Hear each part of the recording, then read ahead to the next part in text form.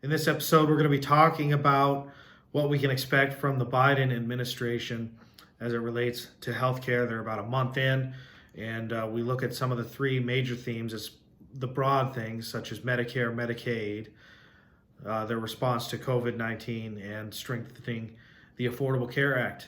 America's Healthcare Challenge with Sean McGuire. Ask not what your country can do for you. Ask what you can do for your country. This great nation will endure as it has endured. Let me assert my firm belief that the only thing we have to fear is fear itself. Our Constitution is a document in which we, the people, tell the government what it is allowed to do. We, the people, are free. Once again, direct from America's heartland, here's your host, Sean McGuire. Welcome to America's Healthcare Challenge. It's great to be back, and thank you so much for taking the time to listen. Sean McGuire here. Please make sure to check out our Facebook page, facebook.com/America's Healthcare Challenge. Today, we're going to be talking about what to watch for in healthcare during the Biden administration. We're almost a month into the administration, and as the case with every president, American citizens can expect to see several policy changes and reforms intended to improve the nation for the better with the new administration of President Joe Biden. One of the most significant issues in the United States today is health care, and we can expect to see future alterations regarding health care over the next several years, including the next 4. So in the first month following his inauguration, President Biden has already taken significant steps towards improving American health care, particularly in response to the COVID-19 pandemic. In the future, we can be looking for him to also make plans to address Obamacare, aka the Affordable Care Act, expand Medicare and Medicaid eligibility, and work towards tackling that difficult and high cost of prescription drugs, so trying to decrease prescription drugs. In this segment, we're going to talk exactly about how President Biden intends to improve or reform American healthcare and how it will affect the everyday citizen such as you. But because this is such a broad topic, we're only going to cover some of the most prominent issues and not get too much into the weeds. We're going to focus today on the Affordable Care Act, Medicare and Medicaid, the industry of prescription drugs, and then the highly influential global pandemic, COVID-19. And let's start with that first. Biden's plans for COVID-19. We are in a nation divided. This issue is becoming more divisive, it seems, to me. But since the rise in the late December of 2019, this virus has had an unprecedented global effect that we're still being battled today. During President Trump's administration, the overarching approach to the pandemic was to allow for more of a state-run approach, allow states to proceed as they deem fit rather than impose complete overarching federal action. Now, this is an important contrast between the two parties, in that Democrats usually favor a more federal approach, whereas Republicans look towards more state actions. As a result of this, some states chose to enter into a state of lockdown where residential citizens were not permitted to leave the state, and non-residential citizens were not permitted to enter the state. And I can speak about that firsthand, living up in Maine recently. Other states deemed the effect of the virus so severe that it warranted a complete shutdown where businesses were not allowed to operate unless essential.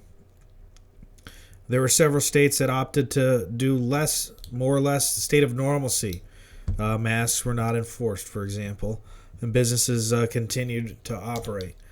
With the pandemic reaching all-time highs in the past month, in addition to the nationwide distribution of the COVID-19 vaccine, which you can read about on our website, President Biden now has some significant decisions to make to decrease the number of those infected and to help the nation move past this chapter that I think we all want to get closed. So President Biden's potential actions and resolutions. Some of the things we could be looking for are creation of a unified COVID-19 strategy, which would include increased funding. We're already getting to the levels of $1 trillion. The potential release of a third stimulus check for Americans to provide relief during the pandemic. The figure that they're tossing around right now is around $1,400. Plans for a COBRA subsidy that will last until 2021. This will include a 100% tax credit proposal for premiums paid toward the program. And this important program, COBRA, allows former employees to remain on employer-sponsored health care policies. So this would be intended to help those who are laid off. And we're going to get in a little bit more into some of the other things that have happened recently as far as helping people when they get laid off. Creation of a COVID-19 advisory board to help create a long-term detailed plan for battling the national effects of the virus. Mounting an indefinite but effective state of national emergency response. This would be to reduce the spread of the virus. Eliminate cost barriers regarding prevention of care in COVID-19. We saw a lot of health insurance companies doing this, providing free care for COVID-19 testing, vaccination, and treatment. The question is, will people have to pay for that later down the road? Establishing a pandemic testing board on national level to increase testing, drive-by testing, almost doubling the current rates. Creation of home testing or instant tests to increase COVID testing as well as ensuring public safety. This could be useful for those who are exposed or in quarantine. The requirement of all citizens to wear a mask and practice social distancing on federal property. They did that. They also reestablishment of the pandemic response team within the National Security Council. So as many of these things that I just talked about are already in place. We can see some of them potentially coming down in the next few days or weeks ahead. And the president aims to confront these issues posed by COVID-19 on a unified national scale for maximum protection of citizens' health.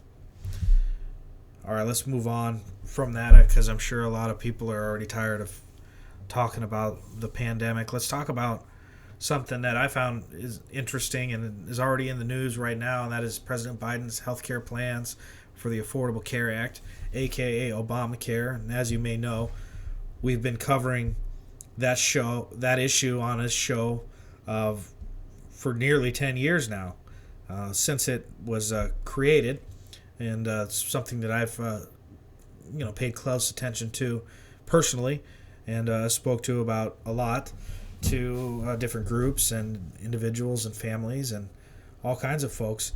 And one of the biggest contrasts between Joe Biden during the Democrat campaign was his stance on keeping the Affordable Care Act and improving upon it, whereas some of his opponents were more in favor of a public option or a Medicare for all type of approach.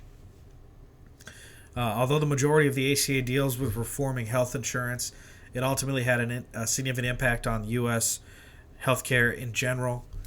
It really caused a lot of consolidation, and we've covered this in previous seasons of the show. The most significant change that the ACA provided was it allowed individuals with pre-existing conditions to still be able to get health insurance rather than being excluded, which was once the case, unfortunately, in this country. It also allows children to remain on their parents' plan until they reach 26, and covers several essential health benefits such as preventive care for wellness and chronic disease management, maternity and newborn care, services for behavioral health and mental health, services and devices to help people with injuries, disabilities, and chronic conditions, lab tests, pediatric care, prescription drugs, outpatient care, emergency room services, and hospitalization. Those were the 10 essential health benefits. During former President Trump's administration, they tried to repeal and replace the ACA, and one of the things that they were able to do was eliminate the individual mandate, which is something that was quite controversial, which would penalize individuals for not purchasing health insurance. Additionally, a citizen's residential state can now request work requirements from potential beneficiaries that they're employed or attending school before providing them Medicaid. And since its inception, the constitutionality of the ACA has been in question, and even today the Supreme Court still considers arguments regarding whether the policy should be altered or repealed and removed entirely. So this is going to set up for a really interesting debate on this bill, or on this law, actually. And one of the things that you might see in the discussion would include expansions of the subsidies to make premiums more affordable. Right now, if you make more than 400% of the federal poverty level, you do not qualify for subsidies. They might maybe raise that to 500. I haven't heard exact numbers on that. They're going to again protect the ACA from a tax rather than repealing it. They'll probably build on it and restore more funding for consumer outreach. That's because not as many people have actually signed up for the law as they had originally intended. But there still has been a lot of people signed up, but it's not as many as they had originally expected. You're going to see potential more subsidies and overall reduction in costs for healthcare for citizens, potentially simplification of the healthcare system so it's easier to navigate, the creation of what they like to call the public option. This would resemble the Medicare program and allow citizens of any age to have health insurance as administered by the federal government. This was, again, a big thing in the debate. And it would increase competition with private health insurance companies and drive prices down. That's the argument. Whether that's the case, we shall remain to be seen. Expansion of ACA tax credits. So, for example, right now, there are consumer protections in the law, meaning that it's tied into, it can't cost more than 9.86% of a person's income, and they might adjust that to maybe 8.5%. They could add this public option to give another choice to people because there's not as much choice in there. Stop surprise billing from out-of-network providers in circumstances where patients cannot control who their provider is, and such as in hospitalizations. And this was kind of a tricky thing because as the ACA mandated insurance companies cover all these things, not charge more than a certain amount, they responded by switching around networks, and the real loser in all of this was healthcare consumers. And a lot of people have been shocked with surprise medical bills. So because the constitutionality of the ACA is currently under discussion within the Supreme Court, there is a small chance that it might not survive for President Biden to make these chances. However, I believe that this law isn't going nowhere. I've been saying this for a long time, and I think I'll be vindicated in that prediction in the next year or so as they try and strengthen it. So let's shift over to Biden's health care plans for Medicare and Medicaid. Medicare and Medicaid are both health care programs that provide coverage for over 115 million Americans annually. And although there are significant differences between these two, it can be easy to mix up. And sometimes I kind of mix them up when saying, because they sound so much alike. But they are quite different. So let's start with Medicare. Medicare is managed by the federal government. It's created for individuals over the age of 65, and it was expanded to include individuals under 65 with a long-term disability or those that are on dialysis. It does not matter what your income is. If you turn 65, you're eligible for Medicare. Doesn't matter about your medical history or health status, you're eligible. It's financed as users pay into trust funds that cover their medical expenses. This is done through payroll taxes. Patients pay part of the costs through deductibles as well as small monthly premiums for non-hospital charges. And you can, of course, get a supplement plan to pick up any gaps in that Medicare doesn't cover. Now, Medicaid is different. It's a federal program that's administered at the state level. So it's a federal state assistance health program, meaning that it's managed by state and local governments, but it is governed by federal guidelines. It's income-based. It's meant to assist low-income individuals. It can eliminate or mitigate the cost of health expenses. Coverage policies and fees will vary between the state in local government because each Medicaid program is a little bit different. Now, what people don't realize is that Medicaid is actually one of the largest financiers of long-term care insurance in the country. But a lot of people really overlook that fact. Now, the ultimate goal of Medicare and Medicaid is to provide financial relief to individuals with or at the risk of severe health issues who struggle to cover their medical expenses due to age or economic status. As with every administration, there can be alterations and reforms. Happens every now and then. A lot of time they might reauthorize certain programs. And I would expect that President Biden intends to make some changes of his own. Now, a significant element of potential reforms is the use of Medicare to reduce the cost of drugs in the United States and promote competition within the market. This is a big problem. Some of the things that the President might do within the scope of Medicare is expand eligibility. Remember, you have to be 65. Perhaps they could lower that to 60. They could include dental, vision, hearing coverage as standard inclusions of Medicare, rather than forcing beneficiaries to purchase them through a supplemental policy. They could use Medicare to expand price negotiations to the cost of drugs provided by drug companies. Utter lack of competition in this business has increased drug prices to absurd levels. And I'm sure some of you might have been seeing this as you receive sticker shock on certain drugs, and it seems like it changes all the time. Permission of United States citizens to purchase select drugs from other countries, as long as they're deemed safe by the government. This could be beneficial. Prohibition of drug industries from raising therapeutic price at a rate faster than inflation. Now the question here is it regular inflation or medical inflation? Because medical inflation is grows far greater than regular inflation. Expansion of Medicaid to include all United States, particularly the 12 that have yet to adopt the program.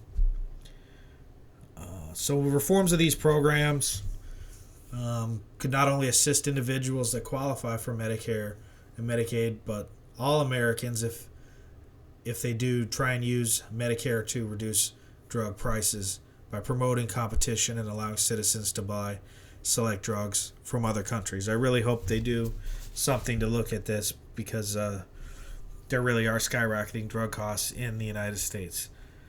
Ultimately, though, however, I would say that these reforms could come with their own costs, such as reduction in drug prices affecting medical research funds. Therefore, it's important to keep in mind that all these potential changes will have their pros and cons. And we're going to conclude today with talking about some of the other things that they might do outside of the big one, the big entitlement programs. They call them Medicare, Medicaid, and the ACA. What are some of the miscellaneous things that President Biden might do? One of the things is doing more with mental health services. During the COVID-19, with mass quarantines, business failures, peak unemployment rates of 14.8% in April 2020, the mental health of many has really plummeted. Many have gone as far as labeling them in a mental health crisis due to this, according to a recent study by the CDC. There's been over 81,000 drug overdose deaths in the United States in the 12 months ending in May 2020, the highest number of overdose deaths ever recorded in a 12-month period. So individuals who suffer from drug abuse, addiction, or experiencing mental diseases and disorders ranging anywhere from depression, anxiety, insomnia, to more severe conditions strongly benefit from mental health services. And this would allow them to receive professional diagnosis, more therapy and counseling, medication prescriptions, psychiatric hospitalization, 12-step programs and support groups, and other medicinal alternatives. So to counter this, Americans with mental and emotional help needed, the administration has proposed to appropriate $4 billion to revive, expand medical services. There's also been some proposals for funding to support of domestic violence, because this has been another unfortunate issue that has risen, and they've proposed $800 million in support for victims of this. Increased budget for veteran health care. They will look to add $20 billion to the veterans budget through this pandemic. This would ensure veterans with COVID receive the proper treatment, expansion of telemedicine, and other supporting things. Financial relief and investment to Native American health care. The United States should provide funding and investment toward Native American communities for many reasons. The most prominent right now is assistance and relief to battle the COVID-19 pandemic. They were hit much harder than others.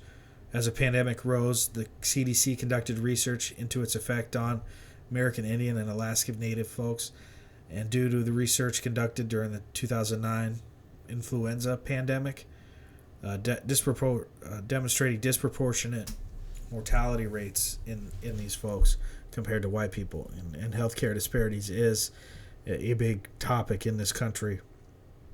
And unfortunately, it looks like it was worse in this year than it was when they studied that in 2009.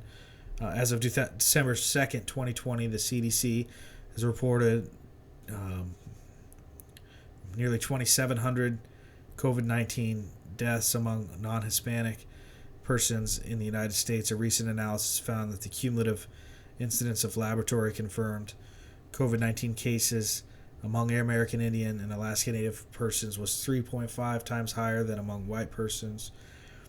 Among the 14 participating states, the age-adjusted mortality rate of 55.8 deaths per 100,000 was 1.8 times that of white persons, 30.3 deaths per 1,000.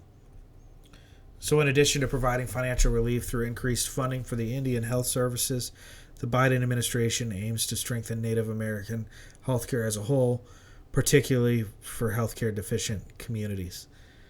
So in conclusion, improving national healthcare is obviously a significant issue to tackle, particularly because it's so huge, with numerous issues residing in the overarching label of healthcare, particularly because Donald Trump and current President Trump continue to face a national crisis that could rival even the most profound challenges of their predecessors.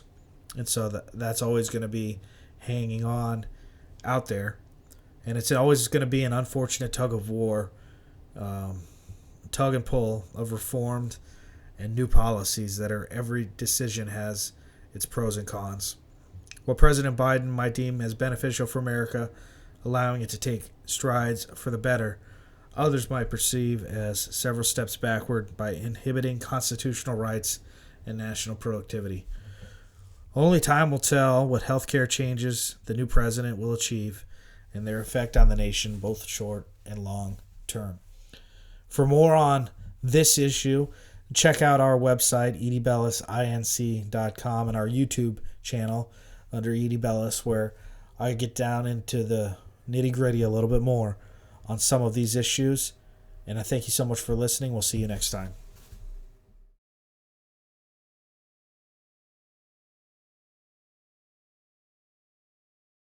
That is all the time we have for this week's episode. Thank you so much for taking the time to watch America's Healthcare Challenge. If you enjoyed it, or if you have any questions or ideas on future things for us to cover, please share them in the comments below and check out some of our other related videos. We do these about once a week, so if you like it and want to get into the loop, please hit the subscribe Now that you've heard of Sean McGuire and HealthReformExplained.com, maybe it's time for his team to assess your company's situation. We have innovative strategies to help navigate this new maze created by the Affordable Care Act. For more, go to HealthReformExplained.com.